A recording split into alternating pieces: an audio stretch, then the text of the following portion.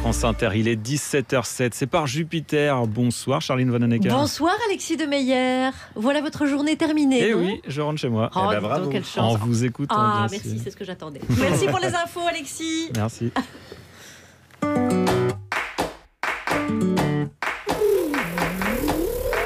Salut les amis. Salut Charline. Oh là, je suis contente, il est super l'invité d'aujourd'hui.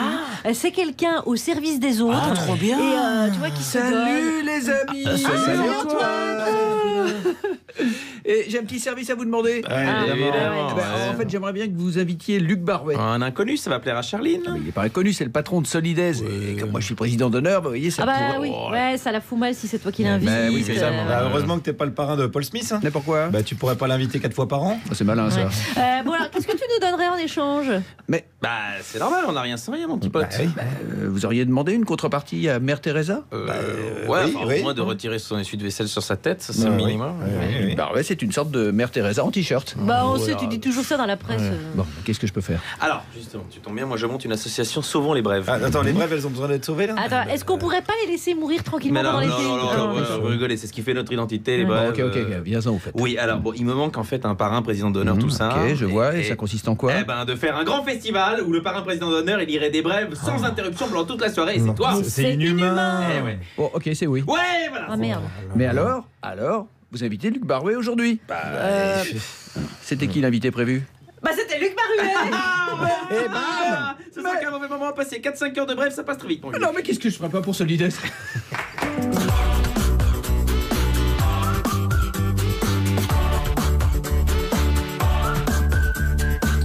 Bonjour la France Inter, merci Antoine Decaune, bienvenue dans la start-up de Radio France, cet espace où la blague est à l'actualité, ce que le bac est à Pôle emploi, une sorte d'AOC du jeune chômeur. 35 millions de personnes dans le monde vivent avec le virus du sida, la moitié sont des femmes, pourtant elles ne représentent que 11% des participantes aux recherches. Sera-t-elle moins volontaire que les hommes en matière de santé? Je suis embêtée parce qu'à chaque fois que je fume, j'ai mal à la gorge. Vous auriez quelque chose pour ça? On va essayer de diminuer un petit peu, non? N'importe quoi. Les grands concerts humanitaires à résonance mondiale appartiennent-ils à une époque révolue, celle du Live Aid en simultané de Londres à Philadelphie, ou celle du tube We Are the World avec Michael Jackson et 44 artistes américains? Je voudrais remercier Cathy et Mouna pour cette tombola agricole à 5 000 € le billet. Oh, quelle belle idée! Les colonies de vacances perdent du terrain. 4 millions d'enfants y participaient dans les années 60 contre 900 000 l'an dernier. Le gouvernement lance donc une campagne pour repopulariser les vacances en groupe, si fondatrice du vivre ensemble. Je vous rappelle les basiques. On ne laisse pas un rouleau de PQ avec 2 feuilles à la fin. Une fois de plus, on pense au copain. Lui, la dernière fois qu'il est parti en colo, c'est avec nous à Annecy. Ouais, C'était vendredi. c'est On parce est de que j'ai fait de retour. mieux. Ouais. Bonjour Alex Bizarrec. Allez, une belle équipe bien sobre aujourd'hui, exceptionnellement. À 17h20, celle qui va passer tout l'été sur France Inter à 15h pour la 2e saison de Blonde Platine. Wow. Autant vous dire que si vous avez un ami qui fait de la musique indiffusable, c'est maintenant qu'il faut envoyer ses cassettes à Mélanie Bauer. Bonjour. Oui, j'écoute encore des disques et des cassettes, Voilà. incroyable. De quoi on va parler aujourd'hui? Aujourd'hui, on va parler de Solidays, c'est très étonnant. Ça, c'est un sacré coup de bol. 17h30, celui qui est allé au salon du C'est Bourget, vrai. alors que pourtant lui, il vole pas très haut. Oh, C'est Guillaume Meurice. Oh, c'est brillant, nom de Dieu. Ben, je vais vous parler des marchands d'avions qui sont de véritables écolos.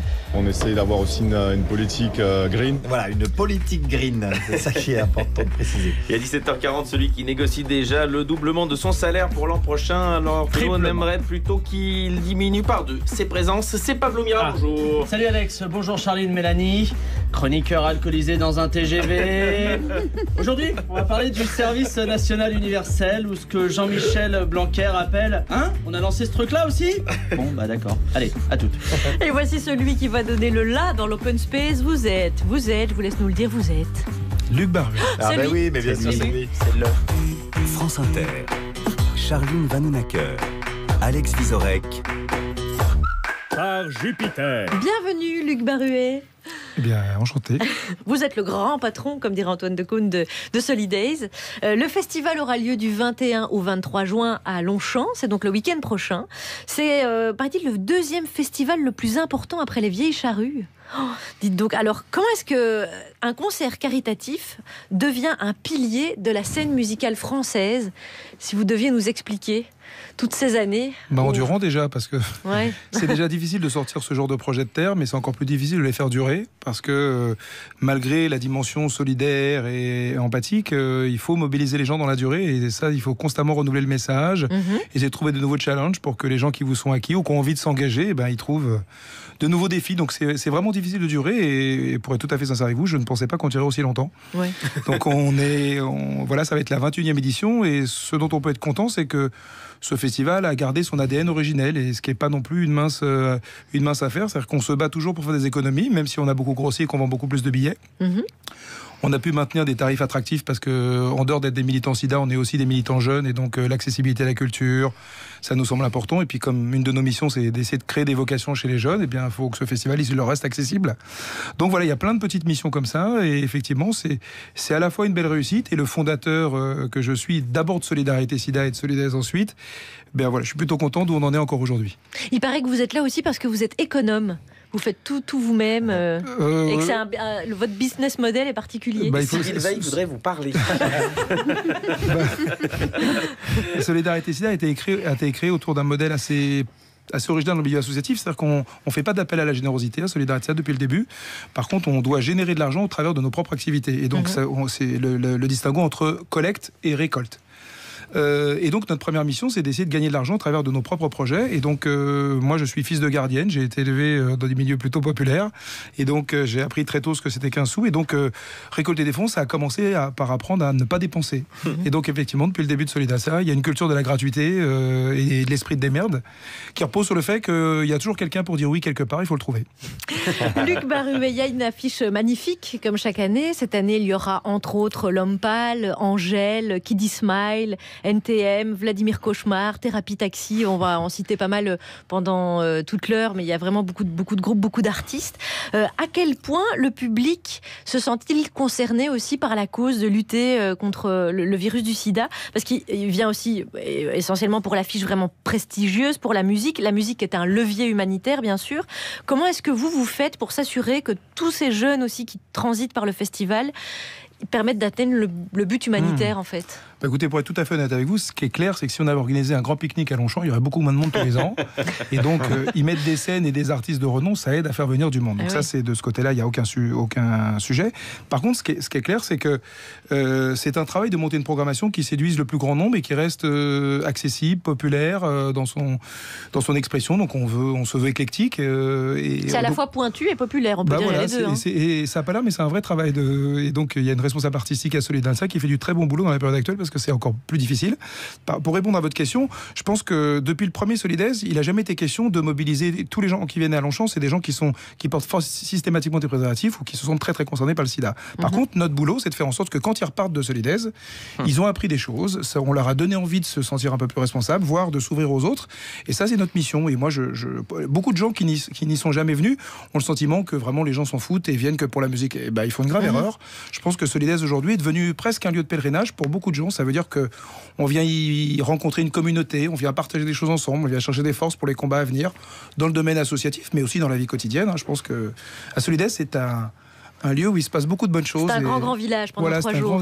Est-ce que, par rapport à ce que vous avez apporté, c'était le but premier à la recherche, à la prévention contre le sida, est-ce que vous avez vu depuis 99, la création, une vraie évolution positive, ou est-ce que c'est de plus en plus nécessaire de rapporter ces fonds? Les enfoirés, chaque année, ils disent en fait, on continue, il y a de plus en plus de gens dans la rue. Est-ce que vous avez vu peut-être le sida et sa connaissance et sa propagation diminuer depuis? Les vrais changements, c'est que de manière générale, dans la population française, mais pas que française, la peur du sida est moins grande. Est-ce que c'est bien, est-ce que c'est pas bien? Alors, d'abord, il faut l'expliquer, ça se comprend, puisque ça fait quand même 35 ans que le sida est là, et qu'effectivement, avec le temps qui passe, la perception du risque est moins grande, d'autant plus qu'avec l'arrivée des antirétroviraux, la condition des malades s'est quand même nettement améliorée, pas pour tous malheureusement, mais pour nombreux d'entre eux. Donc le taux de mortalité a considérablement chuté, et donc tout ça concourt au fait que, globalement, dans les esprits, on a le sentiment que les choses vont mieux et que le risque est moins grand. Ce qui n'est pas exactement le cas, même si, comme je le dis, la bonne nouvelle, c'est que beaucoup de malades vont beaucoup mieux et ont pu retrouver des stratégies de vie individuelles. Parce qu'il y a encore 15 ans, quand vous étiez séropositif et que vous développiez la maladie, il fallait juste vous préparer à partir plutôt qu'essayer de se battre au quotidien et construire un projet de vie. Donc voilà, donc il y a beaucoup de bonnes choses. Maintenant, ce qui est clair, c'est que sur le travail de prévention, eh bien, c'est un martelage. Et donc, bien évidemment, aujourd'hui, on parle un peu moins du sida et un peu plus de santé sexuelle. Donc ça veut dire que la réduction des risques, on l'aborde dans un champ beaucoup plus large. Donc c'est pour ça que les équipes Solidarité SIDA qui travaillent auprès des lycéens, mais pas que, parlent beaucoup de plaisir, de rapport homme-femme, de respect, de pratiques sexuelles, pour qu'à un moment, eh ben, ils aient peut-être encore un peu plus envie de tendre vers la responsabilité. Et donc le préservatif. Luc Barruet est avec nous, il préside Solidarité SIDA et le festival Solidays qui a lieu le week-end prochain à Longchamp avec plein de musique. Et nous on propose de commencer avec la patate d'Eddie Cochrane, Summertime Blues. I'm gonna raise a fuss, I'm gonna raise a holler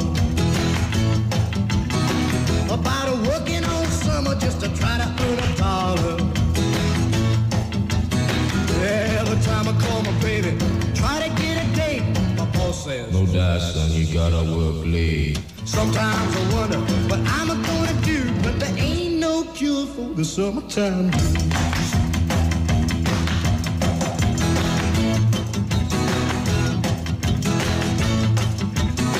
Oh well, my mom and papa told me, son, you gotta make some money. If you wanna use a car to go a ride next Sunday.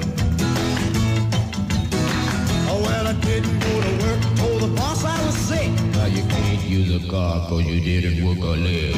Sometimes I wonder what I'm gonna do, but there ain't no cure for the summertime blues.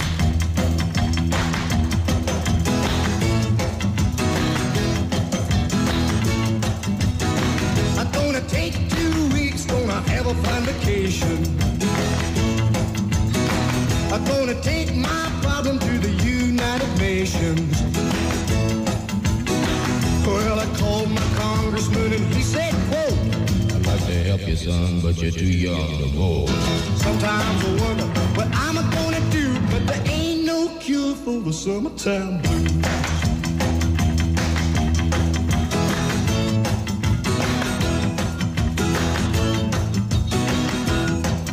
Écoutez France Inter, par Jupiter, Luc Barruet est en notre compagnie, c'est le président de Solidarité SIDA, le festival Solidays a lieu le week-end prochain. Alex, pour entourer Luc Barruet. Que du beau monde, Mélanie Bauer, Guillaume Meurice et Pablo Mira.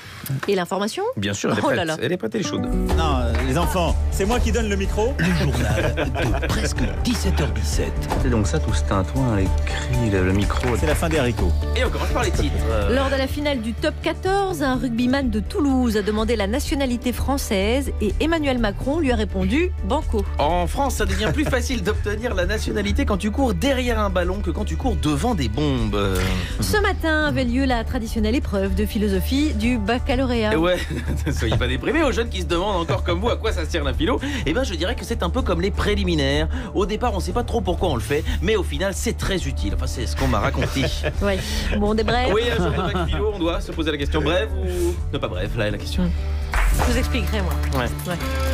Ne pas brève. Non, je pense que c'est plus complexe que ça. Et commençons donc par le son du jour. Oui, entre Emmanuel Macron et le pilier du Stade Toulousain, le Sud-Africain Max Van Dijk. Comment ça va? Ça va et vous? Je vais pas avoir la nationalité française, s'il vous plaît. Très bien. Je suis très fier d'être en France. Eh ben, on lance la procédure. Ben voilà, les réfugiés, vous savez ce qu'il vous reste à faire, prendre 120 kilos et apprendre à jouer au rugby. Immigration, justement. Christophe Castaner a relancé l'idée de quotas pour certaines formes d'immigration. Et oui, après avoir dragué des inconnus en boîte, le voilà qui se met à draguer des électeurs du Rassemblement National. C'est vrai qu'il se rigidifie un petit peu notre cri. Castaner, faut croire que ses idées socialistes, c'est comme la coupe mulet, c'était du passé. Oui, sans transition aucune, oui. Philosophie. Toujours amusant de découvrir les sujets du bac philo. Oui, alors, il y avait notamment la morale est-elle la meilleure des politiques? Oui, j'ai comme l'impression que les Balkany n'auraient pas une bonne note de philo cette année. Autre sujet, est-il possible d'échapper au temps? Question à laquelle Ariel Dombal répond « ça se tente ». Le travail divise-t-il les hommes? Et là, c'est oui, le travail divise les hommes entre les Corses et les autres, bien évidemment. Et enfin, J'ai parié à cette blague. Et enfin, plus compliqué, seul ce qui peut s'échanger a-t-il de la valeur? Voilà, ça je ne pense pas. Et l'inverse est vrai également. Il n'y a pas que ce qui a de la valeur qui s'échange, et vous êtes bien placé pour le savoir. Les MST, par exemple. Merci. Je crois que je préfère quand vous faites des bêtes jeux de mots quand même. Bah, ça va, j'en ai ça bien. International. Très bien. Alors, le couple Obama et leur fille passent une semaine de vacances dans une luxueuse villa de 1200 mètres carrés dans le Gard. 1200 mètres carrés, ça fait une belle baraque pour les Obama. Ouais, oui, mais vous non, j'en ai aussi. Très bien. Très bien, on poursuit. On avait demandé ça, nous, non? Oui. Une messe en petit comité avec casque de chantier, même pour les curés, a été célébrée ce dimanche à Notre-Dame de Paris. C'était vachement beau. Une église remplie de types déguisés en village people, ça m'a ému. On va encore recevoir du courrier. Voilà. Musique, justement, une radio flamande diffusera en boucle pendant 5 jours les lacs du Connemara. Quand on vous dit que les négociations pour former un gouvernement en Belgique sont dures, et ben voilà, les Flamands sont passés aux menaces. Et les brèves. Paris. Un client se plaint que l'eau avait... C'était même une cliente qui se plaint que l'eau avait un drôle de goût. En fait, on lui avait servi du détergent. Et encore un horrible crime misogyne, une femme qu'on confond avec un lave-vaisselle. Ça arrive dans le public. Les hommes rient en général. Mélanie et moi, ça vous a pas amusé, ça? la dernière. Pardon, la dernière. Alors là, j'ai trouvé dans la dépêche qui reprenait un article de Valeurs Actuelles. Je vous laisse la lire, Charline. Ivre, des chroniqueurs de France Inter importunent des voyageurs lors d'un trajet TGV. Ouais, en 5 ans de bref, c'est la première fois qu'un ivre concerne des gens aussi proches de moi. Pour une fois qu'on fait l'actu. Oui, être cité dans Valeurs Actuelles et s'afficher publiquement en état d'ébriété, ça nous rapproche un petit peu d'Elisabeth Lévy. 17h24 à Paris et à Annecy, qui nous a accueillis vendredi. C'est un beau souvenir. On reçoit Luc Barruet qui est avec nous, le président de Solidarité Sida et le festival Solidays qui se tient le week-end prochain à Longchamp. Sachez, Luc vient nous le dire, que mercredi à 14h, il y a une revente de billets. 1000 billets qu'on peut se procurer où ?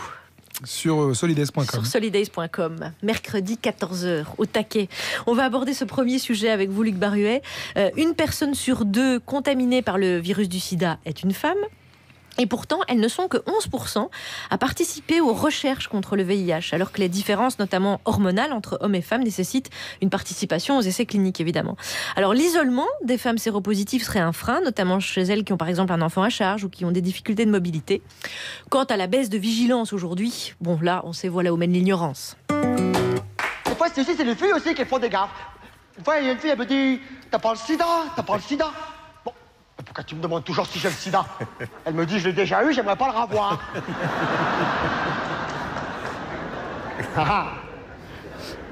J'étais flippé.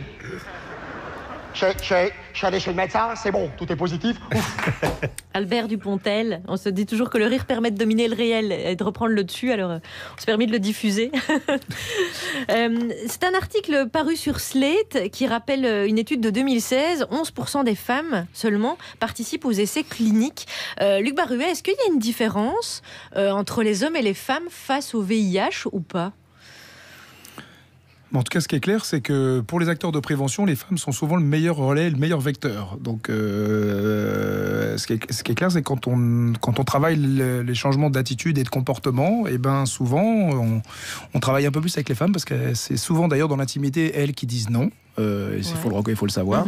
Et donc, à mon sens, c'est souvent d'abord un bon levier sur ce terrain-là. La deuxième chose, c'est qu'effectivement, on n'est pas tous égaux par rapport au risque. Et effectivement, ce qui est clair, c'est qu'une femme est plus vulnérable dans un rapport sexuel avec quelqu'un qui est contaminé plutôt qu'un homme. Donc, c'est des choses qui s'expliquent scientifiquement. Et voilà, c'est une réalité et une inégalité supplémentaire. Maintenant, ce qui est clair, c'est que après, il y a plein de facteurs, on va dire, aggravants. Et notamment dans bien des pays du monde où la situation de la femme rajoute la condition dans au certains pays quotidien. d'Afrique, notamment. Oui, d'Afrique, mais pas que d'Afrique. Où entre les mariages forcés, entre les travailleuses du sexe, entre des sociétés patriarcales où d'un seul coup la femme n'est pas libre de ses choix concrètement, bien évidemment elle est soumise à plus de risques dans les pratiques. Donc je trouve que en tout cas tous les gens qui travaillent sur le terrain en ont bien conscience, et en Afrique, à titre d'exemple, Solidacia soutient pas mal de projets qui tournent autour de l'aide des femmes en tant qu'actrices de proximité. Par exemple, on finance des activités génératrices de revenus parce qu'on sait que le fait que les femmes puissent rester socialement intégrées dans les communautés, c'est un levier très important pour pouvoir mener des politiques un peu plus ambitieuses, même localement. Alors, vous lancez une opération intitulée Des médicaments pour tous. Ce sera actif à partir du 21 juin. Ça signifie quoi? Qu'est-ce que vous faites? Écoutez, concrètement, Solidarité Sida a déjà lancé une campagne des médicaments pour tous il y a plusieurs années, parce que tous les 3 ans, le Fonds mondial Sida, tuberculose, paludisme a besoin de refaire le plein de liquidités, de financement. Et que pour refaire le plein, il fait appel à la contribution des pays riches, en l'occurrence, et que en gros, en fonction de l'argent qui est levé, les programmes sont financés dans le monde entier. Et donc aujourd'hui, grâce au Fonds mondial, la plupart des programmes d'accès au traitement dans le monde ont été financés par lui-même. Donc c'est un vrai sujet majeur. Et la France a décidé d'accueillir cette conférence au mois d'octobre à Lyon. Et donc la présidence et le gouvernement français sont en première ligne à l'échelle mondiale pour mobiliser des financements pour les prochaines années. Donc on va relancer une campagne pour à la fois appuyer ce travail et puis aussi sensibiliser l'opinion publique sur ce sujet en France et à l'international, parce que bien évidemment l'enjeu c'est que la France, le Japon, l'Allemagne, le Royaume-Uni, les États-Unis, un peu plus compliqué, les grandes puissances mondiales, ne baissent pas la garde sur ce sujet et puis maintiennent leur financement, voire le développent, parce que concrètement on a besoin de 15% supplémentaires de fonds pour faire en sorte d'essayer de réduire je me suis pas bien exprimé, mais en tout cas de faire baisser le nombre de victimes du sida de 21 millions d'ici 2030. Donc c'est un enjeu majeur et les choses vont se jouer dans les prochaines semaines. Vous parliez de ne pas baisser la garde. Notre génération, ou la génération qui a grandi dans les années 80 et début des années 90, a été très très très marquée par la prévention, avec des slogans qu'on a encore en tête, etc. Est-ce que le phénomène d'usure qui a été pointé ces dernières années, avec une baisse de vigilance, c'est toujours le cas aujourd'hui? On a vraiment... Vous parliez des évolutions. On meurt moins du sida aujourd'hui en France. Ça nécessite un peu moins de médicaments. Il y a des avancées très très positives. Est-ce que dès qu'il y a une avancée positive, on baisse la garde? Comme je disais tout à l'heure, la réduction des risques et notamment le port du préservatif, ça repose beaucoup sur à la fois la responsabilité mais surtout la peur du risque. Et donc à partir du moment où la peur du risque est moins forte, la responsabilité c'est mécanique. Oui, c'est mécanique. Donc c'est des leviers qui sont connus. Et donc malheureusement aujourd'hui c'est plus difficile de jouer sur la peur. Donc ça, c'est une première chose. Par contre, effectivement, il faut reconnaître que les ventes de préservatifs n'ont pas triplé depuis que toutes les associations et les médias se sont mobilisés autour de la prévention du sida. Et que dans ce domaine, il faut refaire des efforts très importants, à la fois pour rappeler les messages de prévention basiques. Donc la capote, c'est le seul moyen de se prémunir du sida. Le dépistage, parce qu'il y a trop de personnes qui ne sont pas au courant de leur statut sérologique. Et donc aujourd'hui, une personne sur 2 qui développe le sida l'apprend au moment où elle développe le sida, son état sérologique. Donc c'est une réalité. Et puis, comme je le disais tout à l'heure, bien évidemment, avoir une approche du sida un peu plus globalisée, parce qu'aujourd'hui, c'est normal en tout cas, c'est compréhensible que des jeunes de 15 ans n'aient pas le rapport et la perception face au sida qu'on avait il y a 15 ans, il y a 20 ans. Donc il faut changer les messages, se renouveler, et c'est un vrai challenge pour tous les éducateurs et les animateurs de prévention. Luc Barru est avec nous. Le festival Solidays, c'est le week-end prochain, et bien sûr, c'est de la musique aussi. Mélanie Boer. Attention, non, ça fait pas mal. Anthony and the Johnsons, cette belle voix derrière nous. Il y a une série en ce moment sur Netflix qui m'a beaucoup fait réfléchir à ce qu'on appelle les années SIDA. Ce sont les chroniques de San Francisco. Il s'agit de plusieurs générations de personnes homosexuelles ou pas, vivant en communauté à Barbary Lane, sur les hauteurs de la ville. On y voit une jeune génération qui pose des mots sur des subtilités de genre, d'identité, alors que la précédente, la nôtre, se bat encore avec le deuil inimaginable aujourd'hui que fut la maladie sida durant les années 80. Et puis aussi, ne les oublions pas, nos grands-parents, symbolisés ici par une matriarche trans de 90 ans, la génération oubliée, condamnée à jamais au secret pendant les années 60. 3 générations qui ont en commun, outre l'oppression, un sens aigu de la fraternité et de la fête. Là, solidarité. Cette histoire, elle existe également à Solidays avec les Sœurs de la Perpétuelle Indulgence, nées justement à San Francisco en 1979, qui prêchent pour les festivaliers la joie multiverselle, le droit à la différence et la non-violence auprès de toutes les communautés. Vous êtes prêts? Attention, ça fait pas mal. Plomb, mèche, la plombe, béni, la salle, sabot, la cabane. Plomb, mèche, à toi, le col dans soi. Ça ne veut rien dire, mais ça nous a fait plaisir. Alors j'ai déjà abordé plusieurs fois avec Luc Baruet la problématique du choix musical sur des événements aussi gigantesques que Solidays. Un vaste débat, car pour attirer les dons et les foules en France, on a toujours le réflexe top 50. Cette variété passe-partout qui exclut les mélomanes et dilue le propos militant dans des mélodies niaises et des textes dégoulinants comme du sirop pour la toux. Mais va se calmer un peu. Heureusement, merci Luc, ce n'est pas le cas sur l'hippodrome de Longchamp. On protège son zizi, pas ses oreilles. Ici, la fête est curieuse, éclectique et un tantinet rebelle avec NTM en tête d'affiche, par exemple cette année pour clôturer le festival, mais aussi les immenses Hocus Pocus, le groupe de Vincile de C2C que l'on croyait rangé dans un tiroir, mais qui reviennent en tournée, notamment pour Solidays. Je suis tombé sur un vieux clip de Grand Master Flash. Hey, t'as vu ce type? Et ça dégaine de barge. Là, j'étais scié, son style m'a fusillé. Sapé comme le keuf des YMCA, à base de cuir serré, à l'époque banale, et des bottes comme celle de Francis Lalanne. Trop bien. Oui, Solidays s'est imposé doucement au fil des années comme la référence parisienne du défrichage musical. On y va aussi pour prendre le pouls des musiques nouvelles, des artistes émergents, des profils atypiques comme Vladimir Cauchemar, signé sur le label Headbanger, qui dépasse nos frontières avec le clip du titre Holos. Extraordinaire réhabilitation du soupule marron de nos profs de musique des années 70 et surtout de la flûte.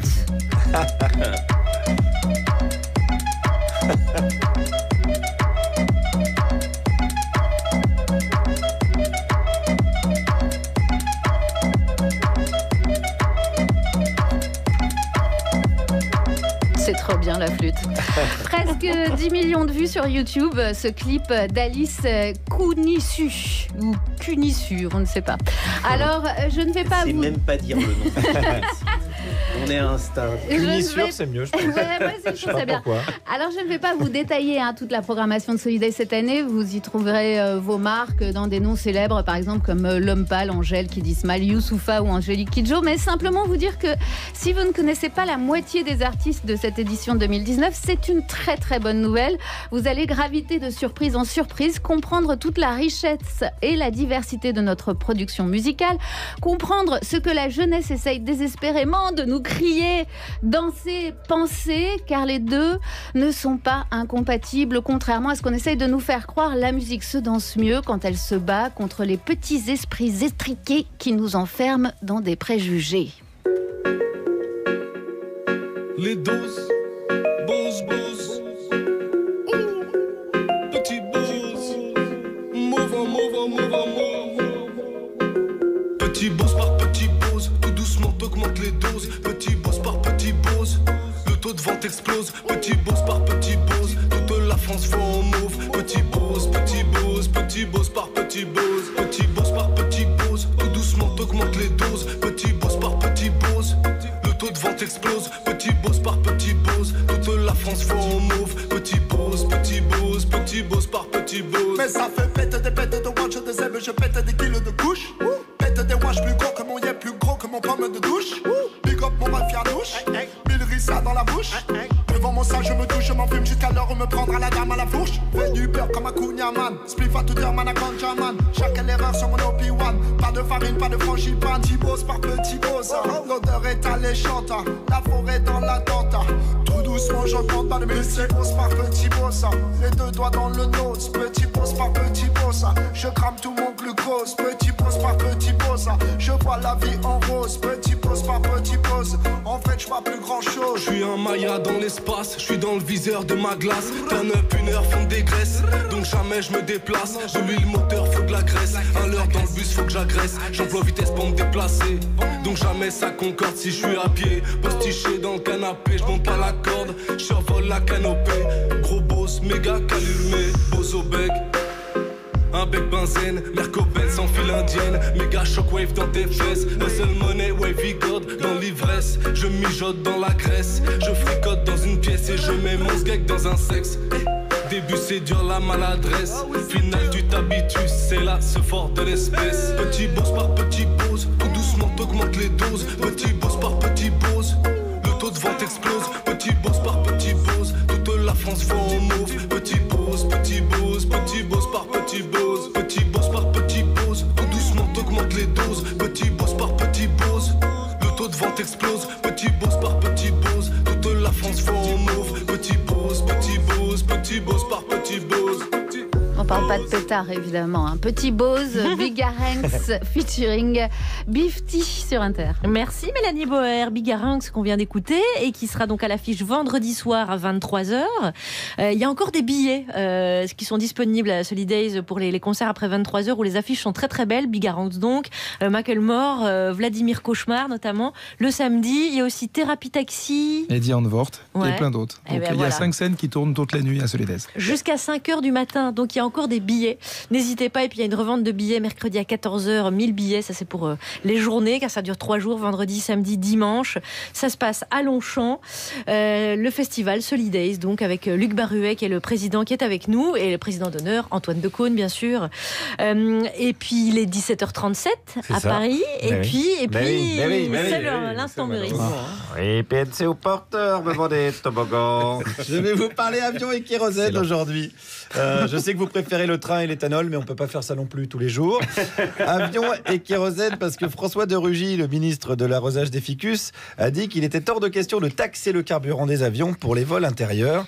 Alors qu'il avait dit l'inverse avant d'être ministre, mais il avait une veste en tergale qu'il grattait et il était obligé de la retourner. Ça arrive, c'est vrai. Il avait même un pantalon en tergale, il a été obligé de le baisser. Il a baissé son froc. C'est pas facile la vie de ministre. Pourtant, le transport aérien est un des principaux émetteurs de gaz à effet de serre, ça on le sait.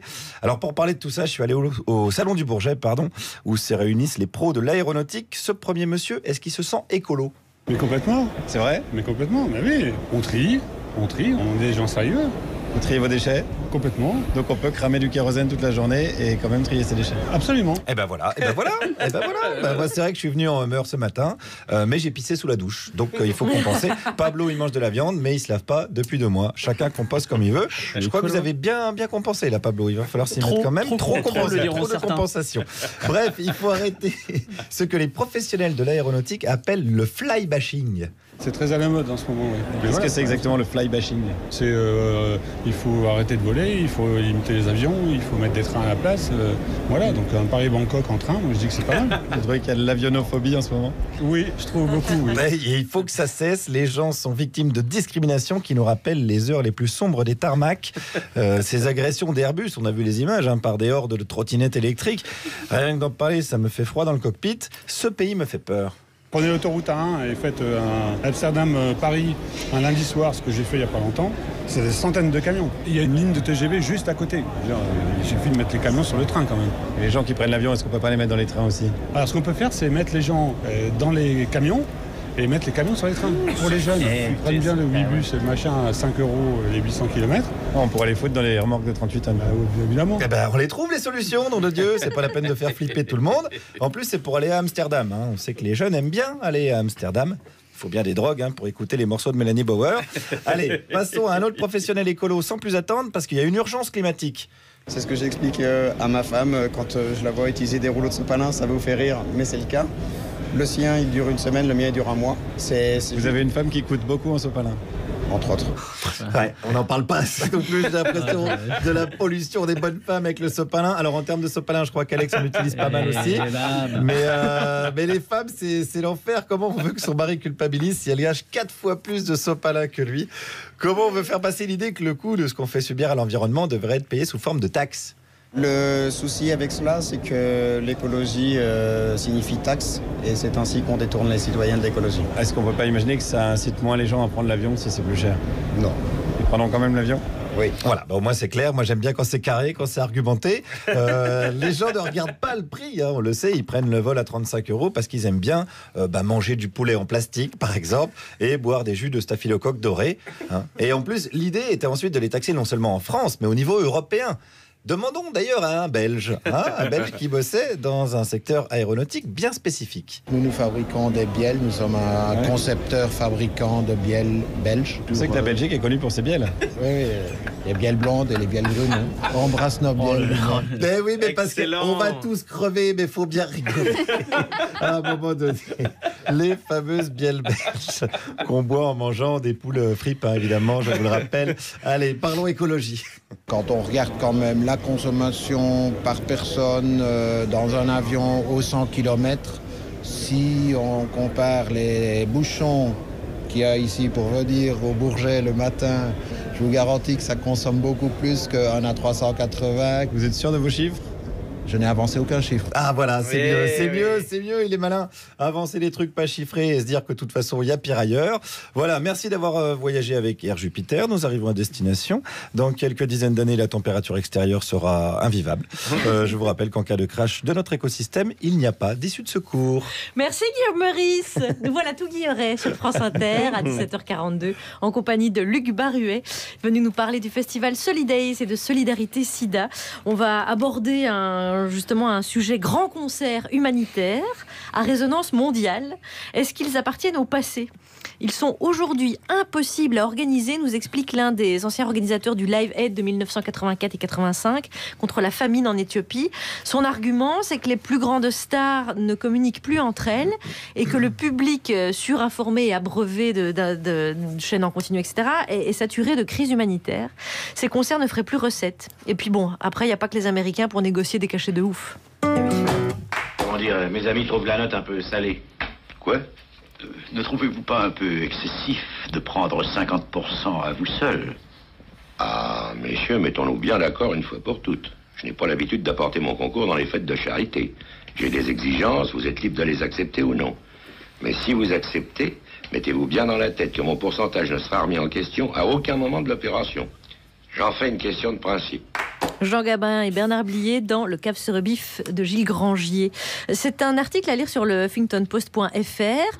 Harvey Goldsmith, qui avait co-organisé le concert Live Aid, donne une interview et explique voilà, aujourd'hui c'est même Michael Jackson, We Are the World avec 44 artistes internationaux, ce serait impossible. Refaire un Live Aid avec à la fois à Londres et à Philadelphie, etc., c'est plus possible. Est-ce que ça vous semble pertinent de pointer ça ? J'ai le sentiment que le milieu artistique a profondément changé quand même depuis quelques années. Et quand je dis qu'il a profondément changé, c'est-à-dire que je pense qu'à l'époque, il y avait beaucoup plus de chances d'avoir des contacts directs entre artistes. Et aujourd'hui, on va dire que le milieu s'est professionnalisé. Et quand je dis professionnalisé, je dis pas qu'il fonctionne mieux, je dis qu'il fonctionne autrement. Donc il y a plein de niveaux intermédiaires et surtout peu de gens qui prennent des risques.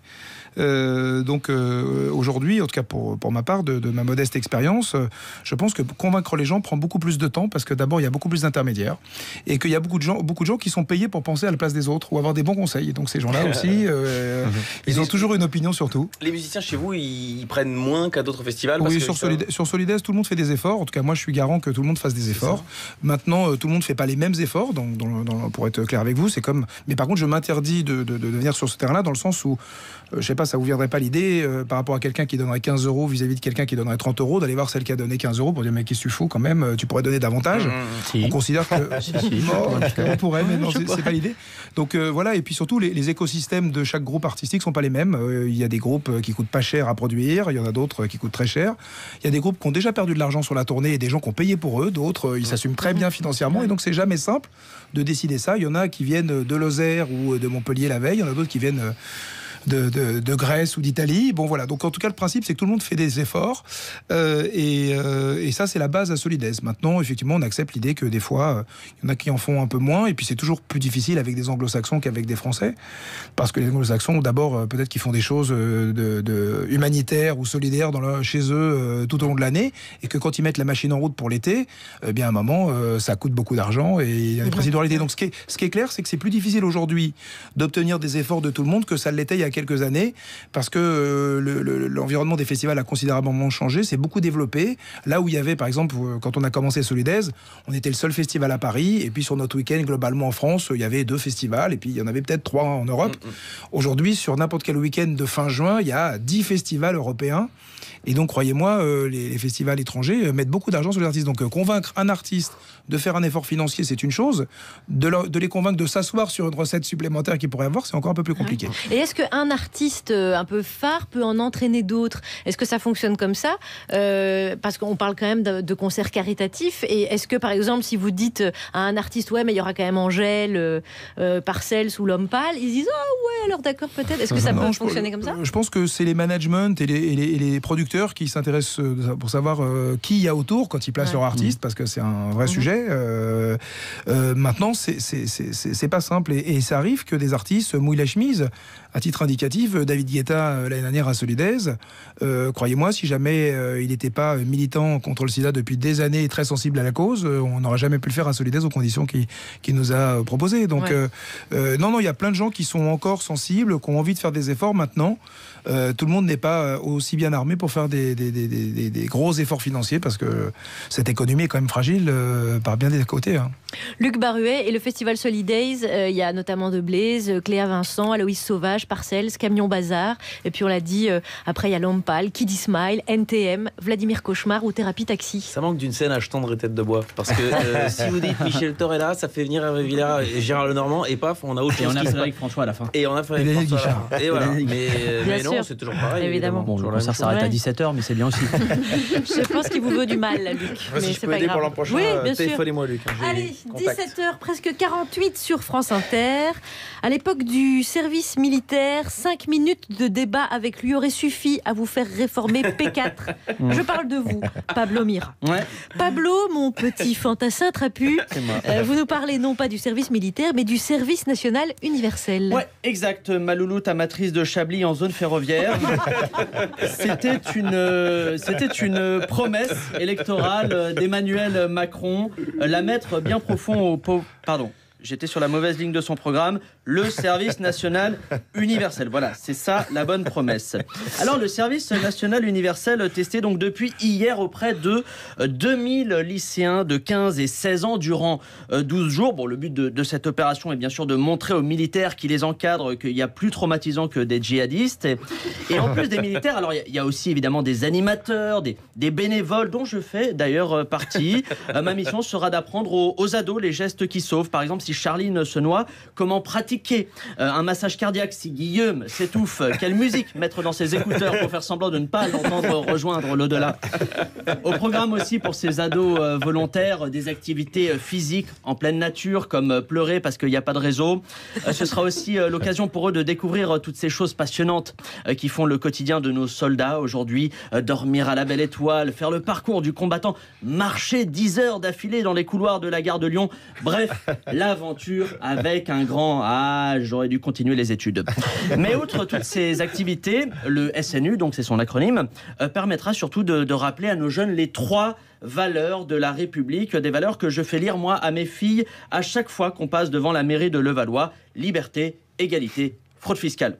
Puis à l'issue de leurs 12 jours en centre SNU, donc le programme continue puisque ces lycéens devront effectuer une mission d'intérêt général. Alors apporter son aide au sein d'une maison de retraite, supprimer le compte Twitter de Marlène Schiappa, ce genre d'intérêt général. Alors vous savez, moi sur les réseaux sociaux, je vois beaucoup de gauchistes pousser des cris d'orfraie à propos du SNU, sur l'endoctrinement supposé de nos jeunes. Et là je dis, attendez les loustiques. C'est devenu un mal nécessaire, hein. Nos enfants sont devenus incontrôlable. Regardez encore il y a quelques jours, vous avez peut-être vu passer l'info, à Mazingarbe, dans le Pas-de-Calais, le maire a imposé le couvre-feu car des gosses ont saccagé la ville, tagué des murs, incendié des bâtiments publics. Bon, c'est le Pas-de-Calais, ça passe, mais ça aurait pu arriver dans une vraie région, pensez-y. Et cet incivisme, il a gagné toute la France pour le coup. Moi, quand je le dis, quand je suis dans la rue, j'ai beau saluer tout le monde, les ados, ils me répondent jamais, je suis inexistant pour eux. Et là, je leur dis, non mais oh, je suis là, je suis un être humain, j'existe, je suis pas un SDF techniquement.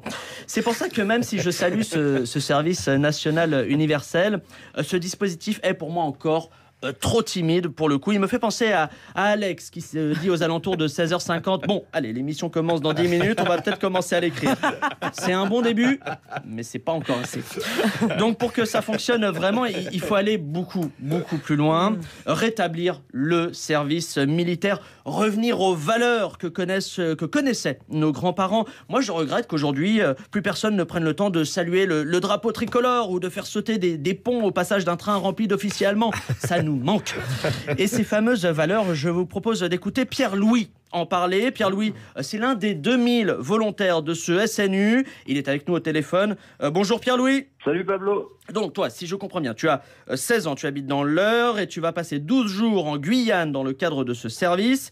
C'était important pour toi, cette démarche civique ? Ah ouais, à fond. En fait, l'idée c'est vraiment d'aller vers l'autre. On s'en fout de l'origine, des couleurs, des classes sociales.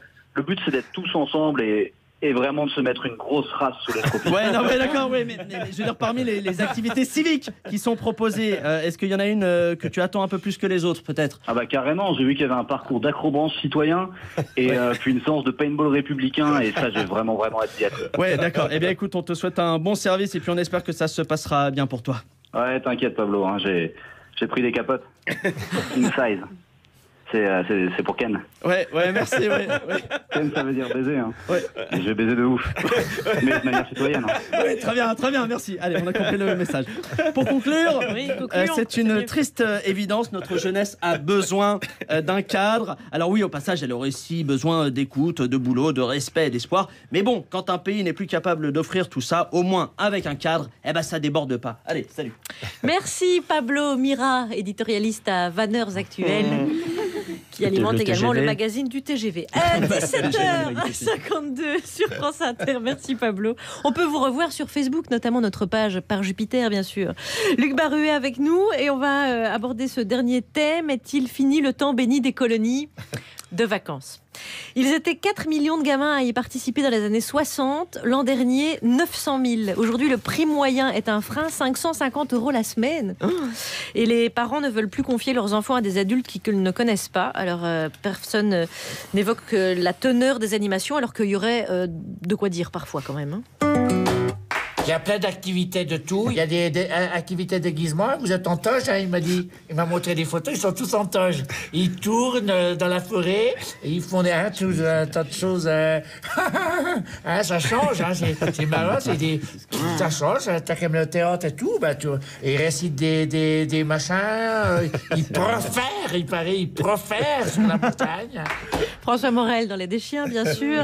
Des articles à lire sur France Info ou dans l'Est éclair qui nous raconte que les colonies de vacances, le gouvernement est obligé de lancer une grande campagne pour encourager les parents à remettre les gamins dans les colonies de vacances. Vous avez été moniteur de colo, Luc Baruet.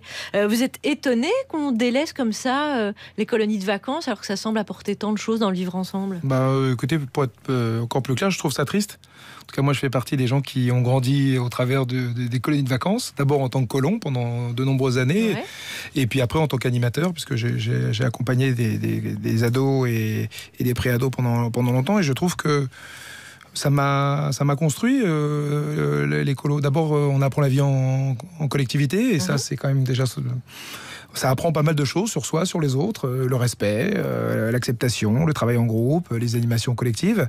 Ça apprend aussi à se dépasser et à faire des activités qu'on n'aurait jamais fait, que ce soit des travaux manuels, que ce soit des jeux en forêt ou autres. Et creuser un trou pour faire pipi.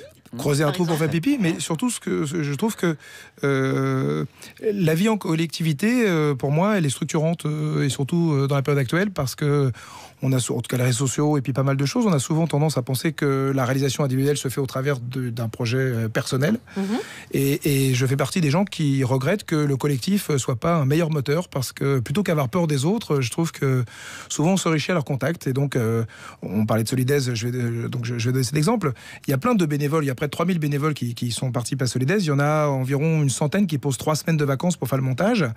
Et dans ces centaines de bénévoles qui font le montage, il y en a plein qui ont très peu de revenus. Et donc, consacrer 3 semaines à faire le montage de Solidaise alors qu'on en a 5 dans l'année, eh bien, ils le font parce qu'ils viennent chercher une expérience humaine qu'ils n'ont pas dans leur vie quotidienne. Voilà, quel beau plaidoyer pour l'écolo avec Luc Baruet. Eh bien, on va continuer avec le sketch de fin d'émission. On vous propose un rôle et vous êtes donc moniteur, mais au service national universel dont on vient de parler, Pablo.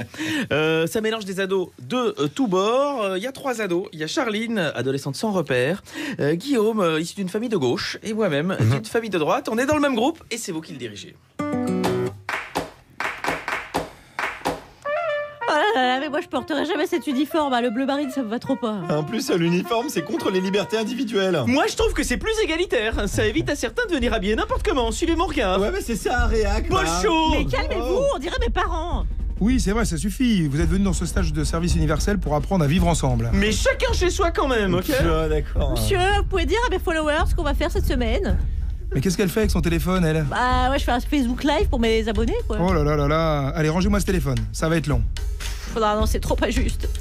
Bon, démarrons le programme de la semaine. Okay. Alors, tous les jours, il y aura chant à 8h du matin devant le drapeau. Ok, debout les dalles de la terre. Oh non, c'est moche. Debout les forces de la fin. Non, ce sera le chant de la Marseillaise devant le drapeau. Oh. Ah, de qui? Chana, Kim ou Jessica?